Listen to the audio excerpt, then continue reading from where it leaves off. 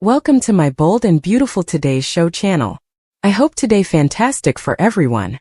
Please hit the subscribes button and give this video thumbs up. Steffi's shocked to find Luna in her home and Hope and Liam try to hide their anguish. At Brooke's place, Steffi and Hope embrace. They go over how devastating it is that Liam's dying.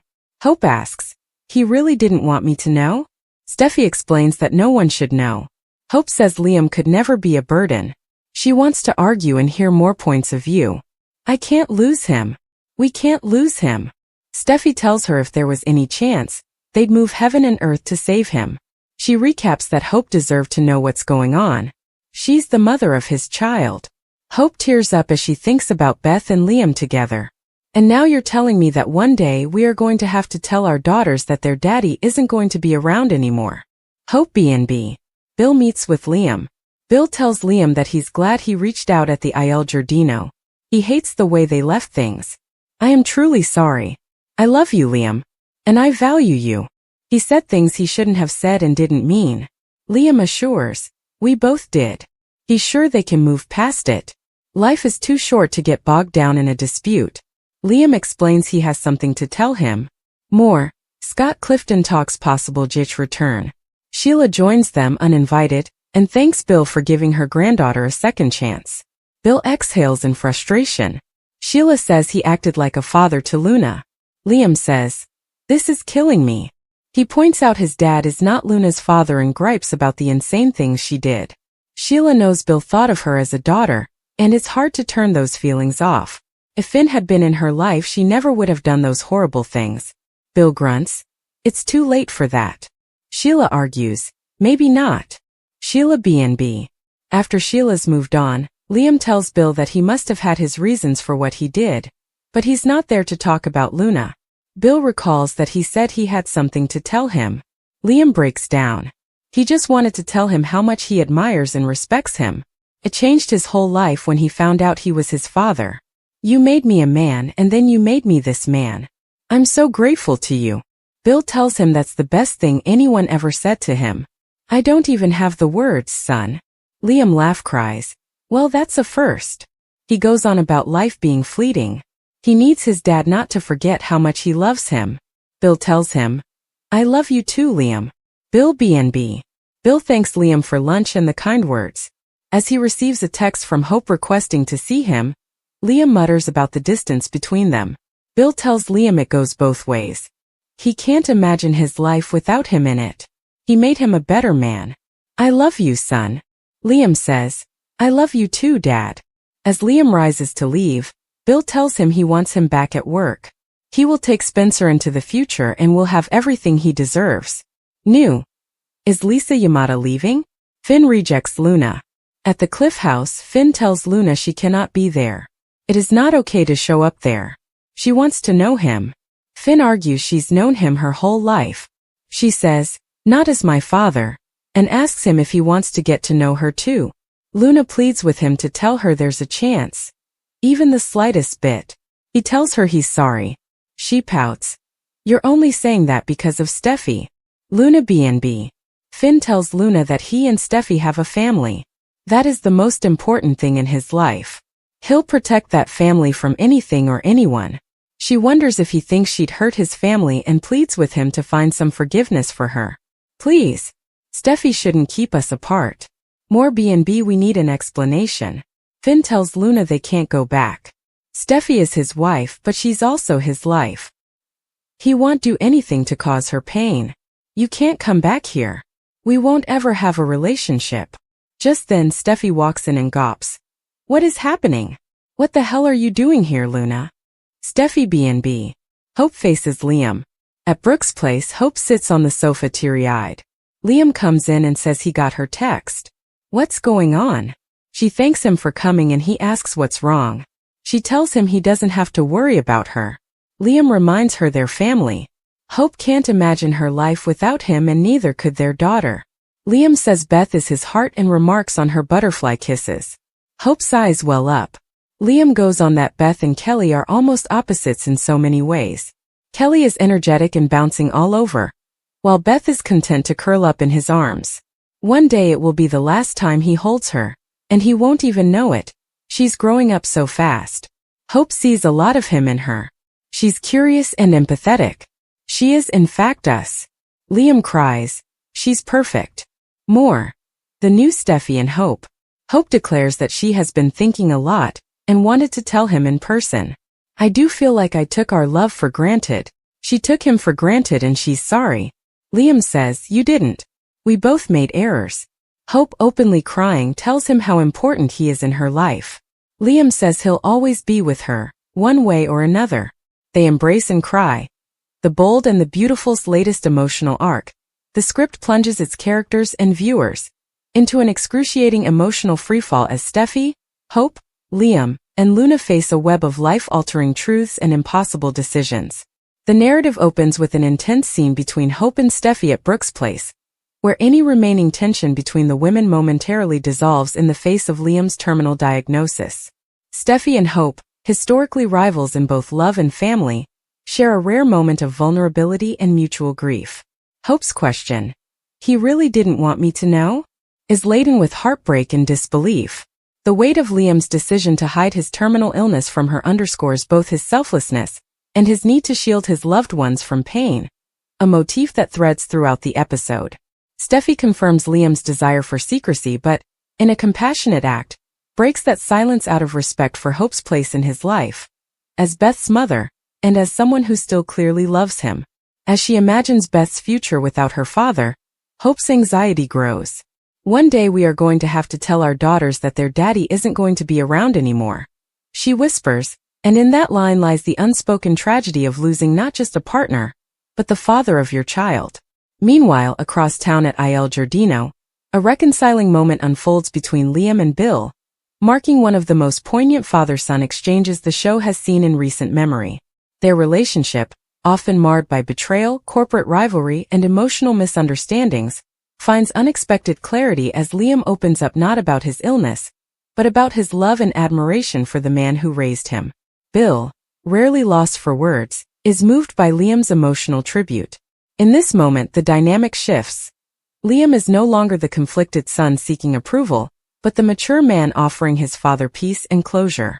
Bill's quiet response, "I don't even have the words, son," speaks volumes. But the reverence of the moment is shattered by the unwelcome arrival of Sheila Carter. Her intrusion, like the specter of chaos she always is, not only irritates Bill but reminds Liam, and the audience, of the darker undercurrents still flowing beneath the surface. Her praise of Bill as a father figure to Luna stokes Liam's fury. "This is killing me," he mutters, not just about Sheila's presence, but about the deeper pain of witnessing the people he loves make peace with someone he considers irredeemable. Liam, however, stays his anger, choosing to refocus on what matters: his legacy, his gratitude, and ensuring Bill knows how deeply he's loved before it's too late. While Liam and his father get to say their goodbyes at the restaurant, an explosive argument is brewing at the Cliff House. Finn, now firmly entrenched in his role as protector of his family, is caught off guard when Luna shows up, desperate and pleading to be accepted by the man she's just discovered is her biological father. Finn, ever loyal to Steffi and their children, rejects Luna's emotional appeals. "We won't ever have a relationship," he tells her firmly, even as she begs him to see her not as a threat, but as the daughter she never got to know. His resolve is tested but unbroken, until Steffi walks in and finds Luna in her home. Her shock is palpable. "What the hell are you doing here, Luna?" She makes demands and the situation gets heated up. Steffi's fury isn't just about Luna's unannounced visit. It's about the invasion of a fragile space already strained by emotional turmoil. With her husband hiding secrets, her family's safety feeling precarious, and Liam's diagnosis hanging in the air, Luna's presence is a powder keg waiting to explode. The narrative then returns to Brooke's house, where Hope is now alone, her eyes red from crying, her heart heavy. When Liam arrives, their reunion is a masterclass in quiet devastation. Hope, holding back sobs, tells Liam he doesn't need to worry about her, but the truth pours out anyway. She confesses her regrets, her longing, and her guilt. "I do feel like I took our love for granted," she says, a devastating admission that softens the space between them. Liam, ever gracious even in his own suffering, assures her that the blame doesn't rest on either of them. They made mistakes, but love endured in its own way. The way he talks about Beth, his heart, the butterfly kisses. The way she curls up in his arms. Feels like a farewell letter to fatherhood, to life, to everything he's ever cherished. Hope, moved beyond words, echoes his sentiments. Beth is not just a piece of them, she is them. The acknowledgement is almost too painful to bear. They embrace, both crying, not just for what is being lost, but for the life they once imagined and will never reclaim. Throughout the episode, the recurring theme of love in the face of finality haunts every interaction. Whether it's Liam and Bill reclaiming their bond, Hope and Steffy leaning on each other as mothers of Liam's daughters, or Finn rejecting Luna to protect what he holds dear. Every character is grappling with the fallout of secrets, time slipping away, and impossible choices. Even Sheila, in her own twisted way, is trying to insert herself into a narrative that no longer welcomes her, attempting to recast herself as a grandmotherly figure when her past horrors still echo too loudly. But at the core of this emotionally charged script is Liam. Every subsequent storyline revolves around his impending demise as the gravitational center. What makes his arc so heartrending isn't just the impending tragedy, it's the way he's choosing to navigate it. Not with bitterness, not with blame, but with love. His decision to tell Bill how much he means to him, his reassurance to Hope that she didn't fail him, his defense of his daughter's futures even as his own dims, all of it paints a portrait of a man who, though dying, has never been more alive with emotional clarity. He's making peace with the world one relationship at a time. The episode also weaves in the complexity of Steffy's position. Her role as Liam's confidant, as Finn's wife, as Kelly's mother, and now as the one to break the truth to Hope, puts her in the emotional hot seat. Every decision she makes is scrutinized, and every action she takes is layered with loyalty, hurt, and the constant balancing of priorities. And now, with Luna appearing uninvited in her home, Steffy needs to get ready for yet another obstacle. The arrival of Luna, who represents a past and future Finn is unwilling to embrace, may become a new wedge in her marriage. Steffy's fury in that final moment isn't just about territorial boundaries, it's about emotional invasion. Her home, her family, her already shaken world is now even more unsteady. It's not clear what will happen next. Will Finn show Luna compassion and establish a connection with her behind Steffy's back? Will Luna respect his decision or push harder? Will Steffy find herself alone once more, holding the pieces of a life broken not by infidelity, but by the consequences of secrets, old and new? And as the sun sets over Los Angeles, Hope and Liam's embrace feels like the still point in a spinning world. A moment where everything falls away but the love they once shared and still quietly carry. This episode does not offer resolution, only echoes. Echoes of what was, what could have been, and what will never be again. In this 3,000-word soul-bearing journey, the bold and the beautiful does what it does best. Pushes its characters to their emotional limits while reminding us all that love, even in loss, is the story's heartbeat. The anguish of saying goodbye too soon, the ache of love left unsaid, the devastation of missed chances, and the miracle of final clarity. These are the truths the characters and the audience must now face together. Will they find healing before it's too late? Or will Liam's final days leave scars that never fully fade?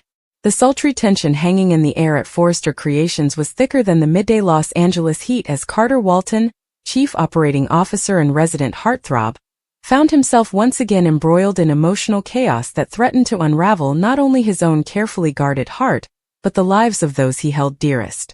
Carter had tried to remain professionally detached, had tried to move on from the pain of past rejections and the sting of being everyone's second choice, but when it came to Hope Logan, the luminous and complicated daughter of Brooke Logan, his resolve had always been as fragile as tissue paper in a storm. It was in the quiet corner office that he overheard the conversation he wasn't meant to hear. The very moment Hope whispered to Liam Spencer that their futures still belonged to each other. It was a moment meant to be private, intimate. A whisper of old promises rekindled, of lives once tangled now attempting to reconnect in the looming shadow of mortality.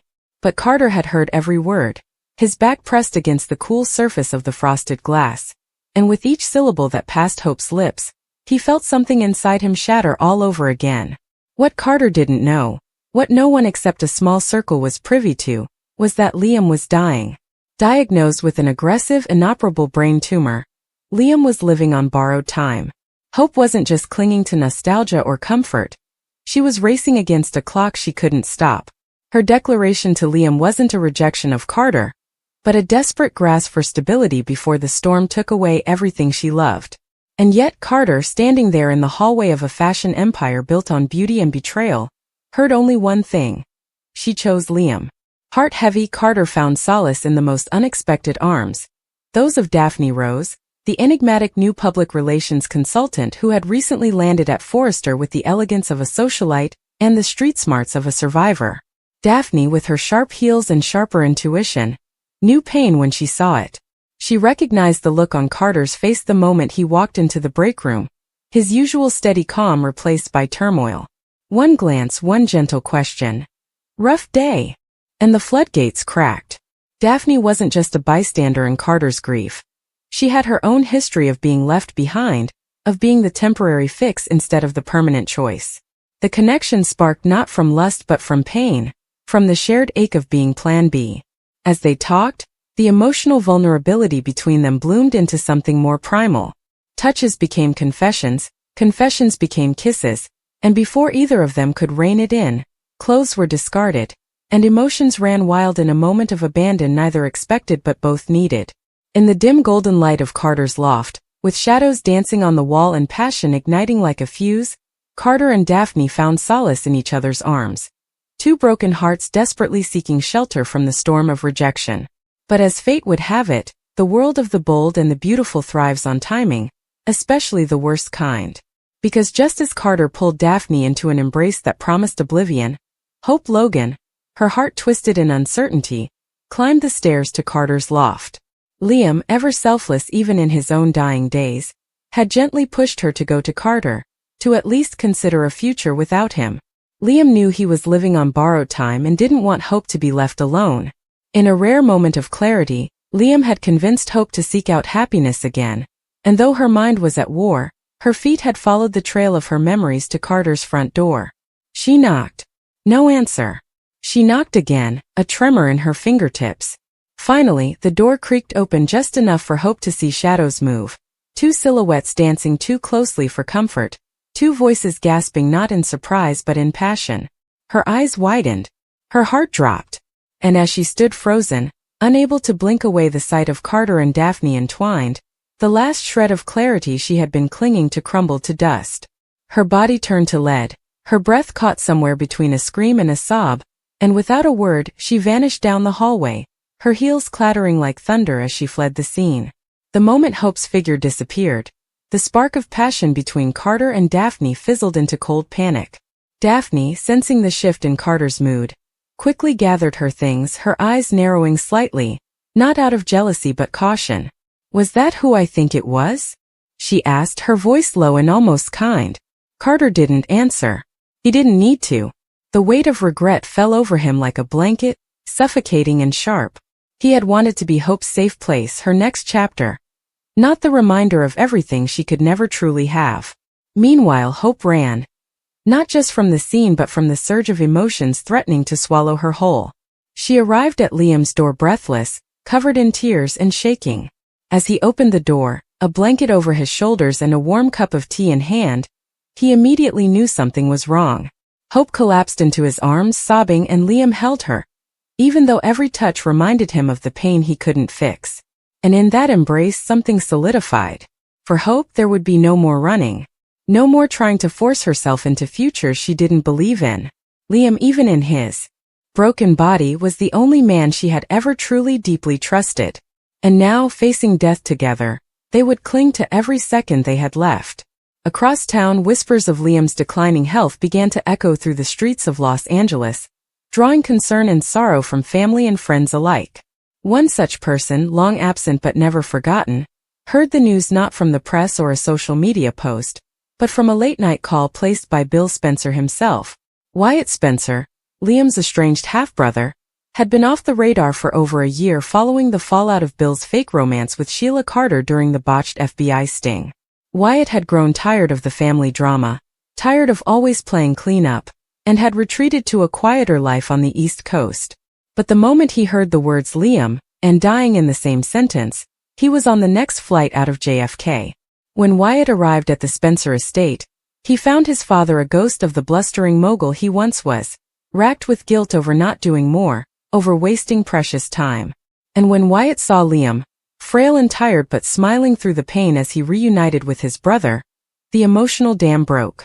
The brothers hugged, their silence finally being broken not by an apology but rather by a deep, silent language of love and regret. Wyatt was angry. Angry that no one told him sooner, angry that fate had robbed him of time with his brother, but most of all angry that there was nothing he could do to fix it. But clarity emerged from that rage.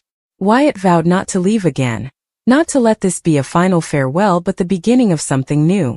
He moved back into the old beach house, reclaimed the life he had abandoned, and began to help coordinate care for Liam, offering support to Hope and even stepping in to help with Beth. For Hope, Wyatt's return was another bittersweet gift. Another thread connecting her to Liam's past, and the future she might have to face alone. And for Wyatt it was a painful yet beautiful re-entry into a world he thought he'd left behind, now centered around love, loss, and legacy. Back at Forrester, the fallout from Hope's accidental intrusion into Carter and Daphne's moment was swift and devastating. Though Hope didn't confront either of them, her absence was louder than any accusation. Carter tried to reach her, but his calls went unanswered. Daphne surprisingly chose not to pursue Carter. She had seen enough in his eyes to know his heart was never truly hers to begin with.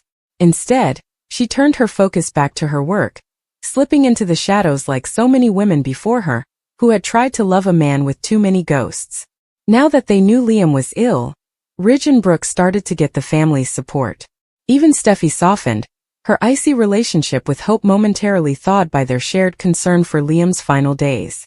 The Forresters and Logans united in grief, drawing strength from each other as they watched a once vibrant man slowly fade. And yet, in the darkest hours, love endured. Hope and Liam spent their days surrounded by family, laughter, and fleeting moments of peace.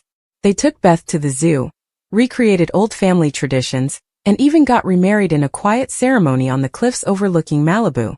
The same place they once stood years ago, making promises they now desperately tried to keep. Wyatt was Liam's best man. Ridge walked Hope down the aisle. Knowing that her daughter's time with Liam was meaningful even though it was brief, Brooke silently shed tears of joy and sorrow. As the sun began to set on Liam's life, Hope's love never wavered. She stayed by his side holding his hand, whispering stories of their life together, telling him he wasn't alone. And when the time came, when the doctors could do no more and the horizon loomed near, Liam passed peacefully, surrounded by those who loved him most. Hope was the last face he saw, her voice the last thing he heard.